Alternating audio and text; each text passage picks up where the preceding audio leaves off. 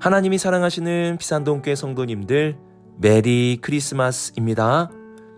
미리 크리스마스라고 해야 하나요? 오늘은 성탄절 전날입니다.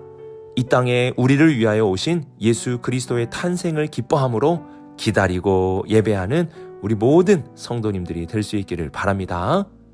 오늘 우리에게 주신 하나님의 말씀은 출애굽기 39장 1절에서 21절까지입니다. 하나님의 말씀을 함께 읽겠습니다. 그들은 여호와께서 모세에게 명령하신 대로 청색, 자색, 홍색실로 성소에서 섬길 때 입을 정교한 옷을 만들고 또 아론을 위해 거룩한 옷을 만들었더라. 그는 또 금실과 청색, 자색, 홍색실과 가늘게 꼰 배실로 에봇을 만들었을 때 금을 얇게 쳐서 오려서 실을 만들어 청색, 자색, 홍색실과 가는 배실에 섞어 정교하게 짜고 에봇에는 어깨바지를 만들어 그 두 끝에 달아 서로 연결되게 하고 에봇 위에 에봇을 매는 띠를 에봇 모양과 같은 모양으로 금색과 청색, 자색, 홍색 실과 가늘게 꼰 배실로 에봇에 붙여 짰으니 여호와께서 모세에게 명령하신 대로 하였더라. 그들은 또 호마노를 깎아 금태에 물려 도장을 새김같이 이스라엘의 아들들의 이름을 그것에 새겨 에봇 어깨바지에 달아 이스라엘의 아들들을 기념하는 보석을 삼았으니 여호와께서 모세에게 명령하신 대로 하였더라.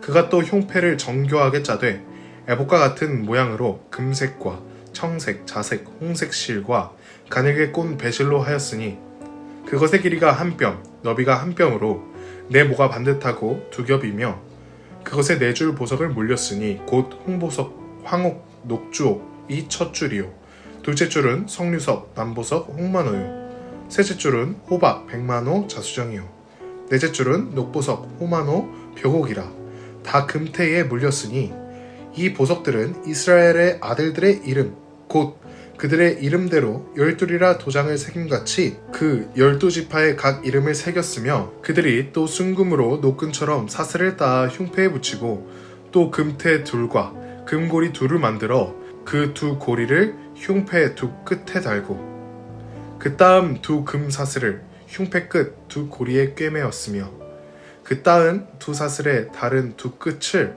에봇 앞 두 어깨바지의 금태에 매고 또 금고리 둘을 만들어 흉패 두 끝에 달았으니 곧 그 에봇을 마주한 안쪽 가장자리에 달았으며 또 금고리 둘을 만들어 에봇 앞 두 어깨바지 아래에 매는 자리 가까운 쪽 곧 정교하게 짠 에봇 띠 위쪽에 달고 청색 끈으로 흉패 고리와 에봇 고리에 꿰어 흉패로 정교하게 짠 에봇 띠 위에 붙여서 에봇에서 벗어지지 않게 하였으니 여호와께서 모세에게 명령하신 대로 하였더라.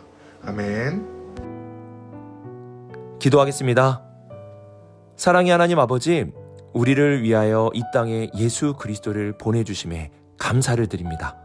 예수님을 보내주신 그 큰 은혜를 잊지 않게 하시고 성탄절을 맞이하며 주님께 더욱 감사하는 우리 모두가 되게 하여 주옵소서. 이 모든 말씀 우리 주 예수 그리스도의 이름으로 기도드립니다. 아멘.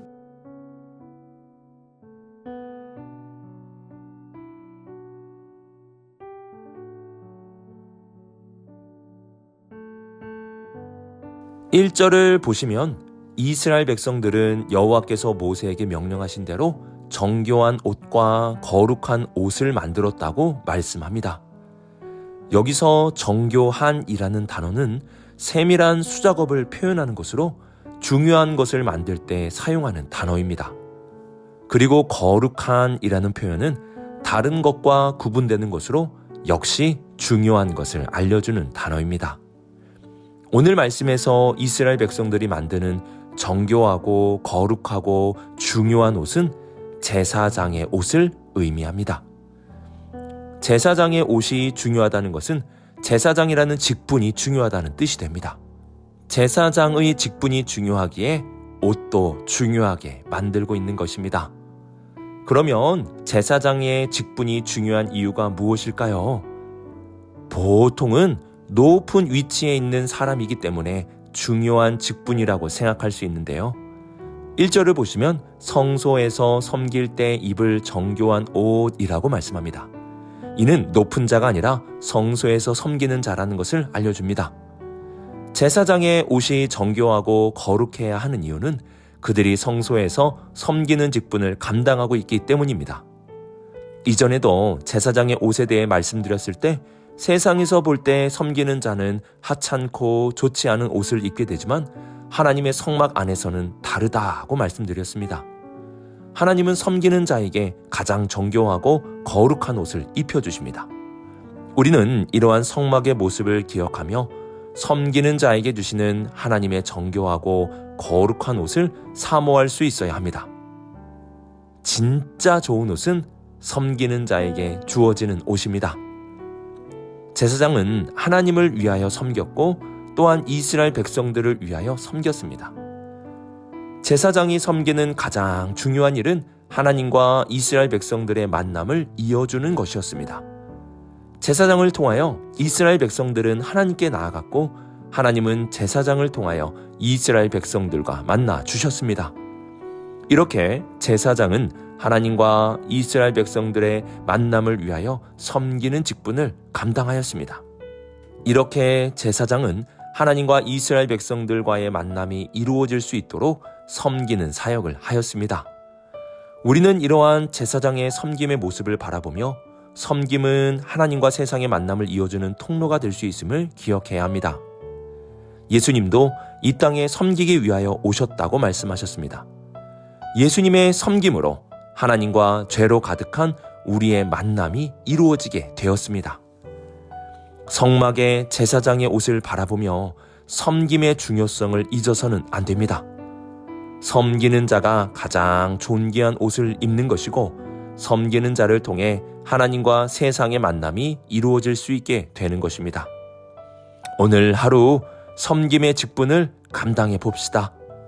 하나님을 섬기고 이웃을 섬기는 가장 존귀한 옷을 입는 하루가 되시고 여러분의 섬김을 통해서 세상 사람들과 하나님이 만나게 되는 놀라운 역사가 일어날 수 있기를 주님의 이름으로 축복합니다.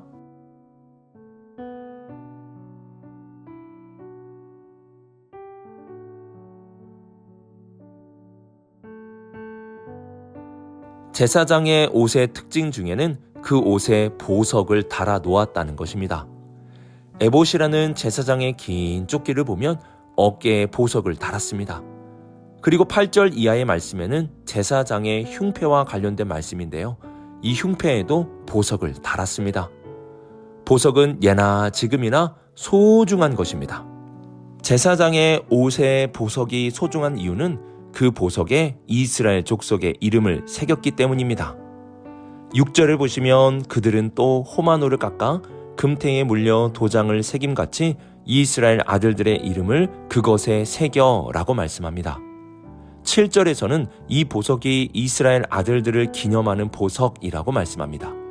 그리고 14절을 보시면 흉패에도 이스라엘 아들들의 이름 곧 그들의 이름대로 12이라 도장을 새김같이 그 12지파의 각 이름을 새겼으며 라고 말씀합니다. 이렇게 제사장의 옷에는 보석이 있었고 그 보석에는 이스라엘 지파의 이름을 새겨 놓았습니다. 왜 제사장의 옷의 보석에 이스라엘 지파의 이름을 새겼을까요? 우선 이스라엘 백성들이 보석과 같이 소중한 존재임을 알려주기 위해서입니다. 돌에 새길 수도 있고 옷에 술을 놓아 새길 수도 있는 것입니다. 그런데 하나님은 보석에 이스라엘 백성들의 이름을 새기라고 하셨습니다. 이들은 하나님 앞에 보석과 같은 존재이기 때문입니다. 하나님의 백성은 하나님 앞에 보석과 같은 존재입니다. 그러므로 여러분도 하나님 앞에 보석과 같은 존재입니다. 우리가 너무나 소중하기에 독생자 예수 그리스도를 아낌없이 우리를 위하여 보내주신 것 아니겠습니까? 우리는 하나님 앞에 너무나 소중한 존재입니다. 이 사실을 잊지 말라고 보석에 하나님의 백성의 이름을 새긴 것입니다. 이와 함께 제사장의 옷의 보석에 이스라엘의 이름을 새긴 이유는 제사장이 이스라엘 백성들의 대표자임을 알려주기 위함입니다. 제사장은 하나님의 임재 가운데로 들어가는 존재였습니다. 이는 제사장 한 사람만 들어간 것이 아니라 이스라엘 전체가 들어간 것입니다. 왜냐하면 그 옷에 이스라엘의 이름을 새겼기 때문입니다. 이처럼 제사장은 한 사람이 아니라 이스라엘 전체의 대표자입니다. 그래서 하나님께서 제사장을 받아주시면 제사장 한 사람만 받아주신 것이 아니라 이스라엘 전체를 받아주신 것이고, 하나님이 제사장을 멀리하시면 이스라엘과 멀어지게 된 것입니다. 그래서 이스라엘 백성들은 대표자인 제사장을 바라보며 자신들의 모습을 보게 되었습니다. 예수님은 우리의 대표자가 되십니다. 예수님을 하나님이 받아주셨다는 것은 예수 그리스도 안에 있는 모든 자들을 받아주셨다는 뜻이 됩니다. 우리는 예수님을 바라보며 우리의 모습을 볼 수 있어야 합니다. 예수님의 승리는 예수님 안에 있는 우리의 승리가 되는 것이고, 예수님이 얻은 생명은 예수님 안에 있는 모든 자들에게 주어지는 생명이 되는 것입니다. 하나님은 제사장의 옷에 이스라엘 백성들의 이름을 새기심으로 제사장이 한 사람이 아니라 대표자임을 알려주십니다. 이와 같이 우리의 대제사장 되신 예수 그리스도께서도 한 사람이 아닌 우리의 대표자가 되십니다. 그러므로 우리는 예수님을 바라보며 그분의 승리가 우리의 승리가 될 것이고, 그분의 생명이 우리의 생명이 될 것임을 알 수 있어야 합니다. 예수님을 바라보십시오. 그분에게 있는 모든 것이 우리에게 이루어졌고 이루어지고 있고 앞으로 이루어질 놀라운 일이 될 것입니다.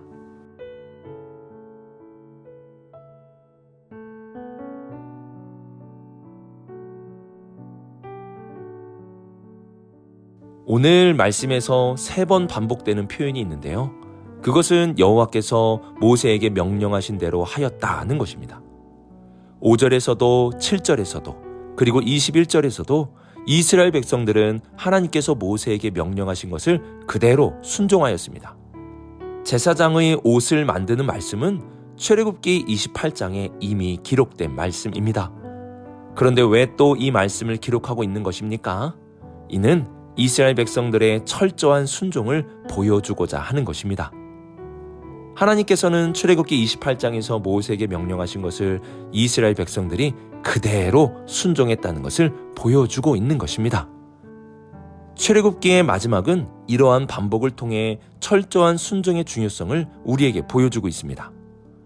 하나님의 말씀은 알기는 쉬울지 모르지만 순종하기는 정말 어렵습니다. 그리고 순종 중에서 철저하게 순종한다는 것은 더더욱 어렵습니다. 늘 나의 죄성과 나의 연약함으로 인하여 순종을 할 수가 없을 때가 정말 많이 있습니다. 그런데 여기서 중요한 것이 있습니다. 어렵다고 순종을 포기해서는 안 되는 것입니다. 하나님의 말씀은 포기하라고 주시는 것이 아닙니다. 끝없이 도전하고 앞으로 나아가라고 주신 것입니다. 내가 부족하다면 기도하면서 순종할 수 있도록 능력을 구하고, 내가 연약하다면 성령의 능력을 힘입어 하나씩 해나갈 수 있어야 하는 것입니다. 순종은 어렵다고 포기하는 것이 아니라 어려워도 너무나 소중한 것이기 때문에 도전하는 것입니다. 그래서 순종은 도전입니다. 내 연약함과 죄성으로 실패할 수도 있지만 그래도 포기하는 것이 아닙니다. 그러므로 우리는 주님이 부르시는 그날까지 순종의 도전을 계속할 수 있어야 합니다. 그 도전 속에 기도가 나오는 것이고 성령님의 도우심이 나오는 것입니다. 포기하지 맙시다. 이스라엘 백성들도 황금 송아지의 죄를 짓는 큰 실패를 경험하고 순종의 삶을 도전하게 되었습니다. 실패가 문제가 아니라 다시 도전하지 않는 것이 문제입니다. 다시 말씀드립니다. 순종은 도전하는 것입니다. 오늘도 주님의 말씀대로 순종할 수 있도록 도전하는 우리 모든 성도님들이 되시길 주님의 이름으로 축복합니다. 오늘의 말씀을 묵상하며 섬김의 중요성을 기억할 수 있기를 바랍니다. 제사장의 옷이 정교하고 거룩했던 이유는 섬김의 직분이었기 때문입니다. 우리가 세상에서 섬김의 직분을 감당한다면 여러분을 통하여 세상이 하나님과 만나게 될 것입니다. 그리고 제사장의 옷을 통해 우리가 보석과 같은 존재임을 기억하시고 또한 대표자인 예수 그리스도를 바라볼 수 있기를 바랍니다. 예수님께 일어난 일은 우리에게 일어났고 일어나고 있고 일어날 것입니다. 마지막으로 철저하게 순종할 수 있는 도전의 삶을 삽시다. 순종은 도전하는 것입니다. 오늘 하루도 섬김으로 그리스도를 바라보시고 그리고 순종함으로 살아갈 수 있는 우리 모든 하나님 앞에 보석과 같은 성도님들이 되시길 주님의 이름으로 축복합니다. 기도하겠습니다. 사랑의 하나님 아버지, 주께서 이 땅에서 섬김의 일을 감당하신과 같이 우리도 이 땅에서 섬기는 자로 살게 하여 주옵소서. 우리의 섬김을 통해 세상이 주님을 보게 하여 주옵소서. 또한 우리가 하나님 앞에 보석과 같은 존재임을 잊지 않게 하시고 예수님 바라보며 소망을 품고 살아가는 우리 모두가 되게 하여 주옵소서. 순종하기를 도전하게 하시고 실패하여도 다시 일어날 힘을 주옵소서. 이 모든 말씀 하나님의 아들 우리 주 예수 그리스도의 이름으로 기도드립니다. 아멘.